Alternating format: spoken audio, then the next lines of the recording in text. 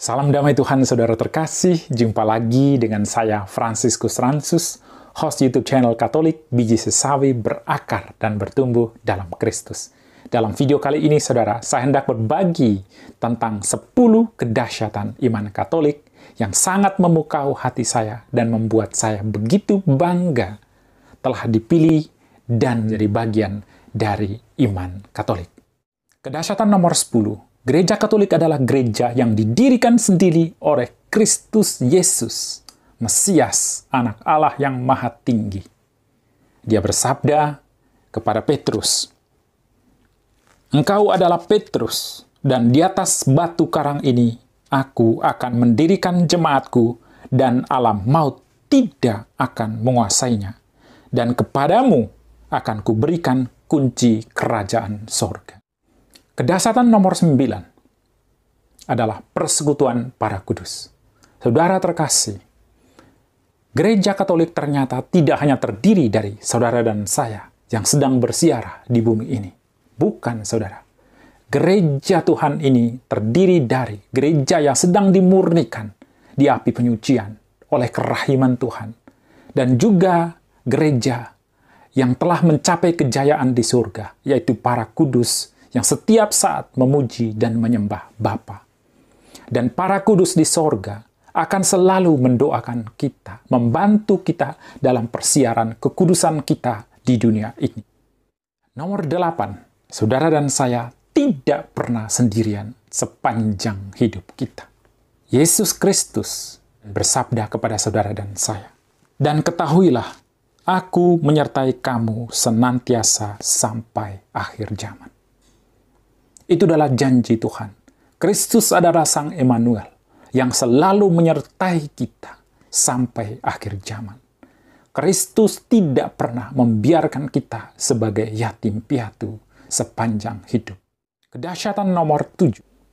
Berdoa di hadirat Kristus. Dalam Gereja Katolik, saudara dan saya dapat berdoa di hadapan Yesus Kristus yang sungguh-sungguh hadir dalam kealahannya. Dia hadir dalam rupa sakramen Maha Kudus. Ini adalah momen yang penuh berkat, momen yang penuh dengan kerahiman Allah, momen yang penuh dengan damai sejahtera dari Allah. Kita bisa melemparkan diri kita kepada hadirat Kristus yang hadir dekat di hadapan kita di altar suci. Nomor 6. Dosa apapun bisa diampuni. Yesaya bab 1 ayat 18 berkata, "Sekalipun dosamu merah seperti kirmizi, akan menjadi putih seperti salju. Sekalipun dosamu merah seperti kain kesumba, akan menjadi putih seperti bulu domba." Gereja Katolik telah diberi otoritas oleh Kristus, sang pendiri gereja ini. Kepada Petrus, dia berkata, "Apa yang kamu ikat di dunia ini akan terikat di surga. Apa yang kamu lepaskan di dunia ini akan terlepas di surga." Karena itu, saudara, melalui sakramen pengampunan dosa, kuasa kerahiman Allah mematahkan dosa-dosa kita.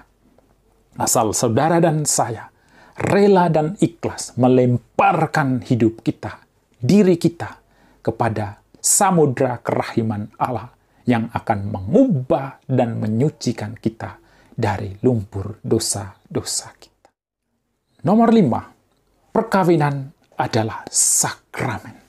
Sungguh, saudara, dalam iman Katolik, perkawinan antara dua jiwa yang menyatu merupakan peristiwa ilahi. Karena dua jiwa itu, suami dan istri, dileburkan dalam dan oleh kuasa cinta Bapa, Putra, dan Roh Kudus. Hati Bapa sendiri yang menyatukan keduanya menjadi satu daging. Dan dari hati Bapa itu turunlah semua damai sejahtera, sukacita Allah. Dan Bapa, Putra, dan Roh Kudus sendiri akan selalu diam dan tinggal di setiap keluarga Katolik sepanjang masa. Nomor 4, saudara dan saya memiliki Bunda Surgawi. Mengapa? Karena Kristus Yesus telah menyerahkan kita kepada bundanya sendiri dan menyerahkan bundanya sendiri menjadi Bunda Surgawi kita. Yesus bersabda kepada bundanya, "Ibu, inilah anakmu." Kristus menyerahkan kita, saudaranya, kepada bundanya sendiri untuk menjadi anaknya. Dan Kristus juga bersabda kepada kita, "Inilah ibumu." Artinya, Kristus memberikan bundanya menjadi bunda kita dan juga menyerahkan kita menjadi anak-anak bundanya sendiri. Nomor 3, kasih Allah tidak pernah dapat dipisahkan dari hidup kita, hidup saudara dan saya. Bahkan penderitaan, maut, pedang, dan apapun, semua itu saudara tidak pernah mampu memisahkan kita dari kasih Allah yang ada dalam Kristus Yesus Tuhan kita. Kita secara abadi disatukan, diikat oleh kasih Allah sendiri. Nomor 2, saudara, penolong abadi.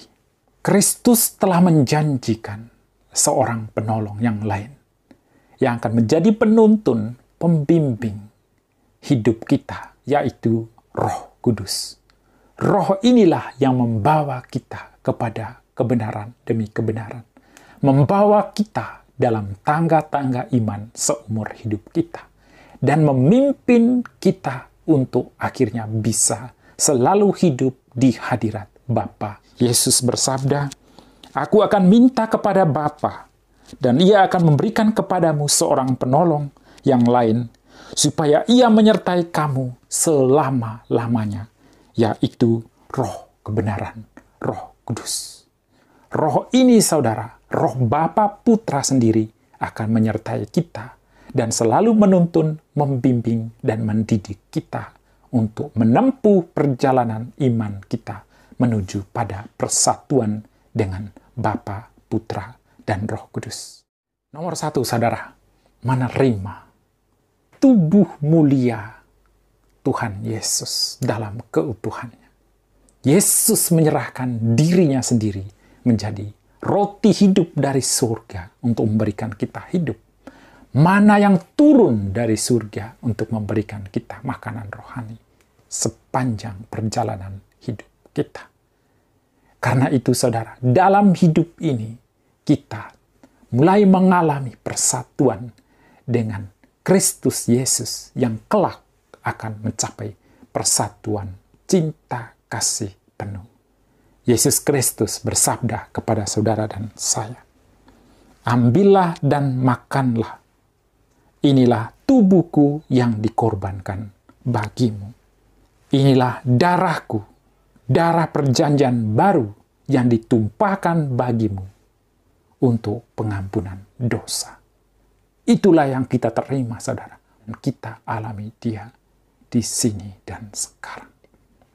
Saudara terkasih, itulah 10 kedahsyatan iman Katolik yang membuat hati saya dipenuhi dengan sukacita luar biasa dan merasa sangat diberkati oleh Tuhan karena telah mengangkat saya untuk menjadi anggota gereja yang didirikan oleh tangannya yang Maha Kudus.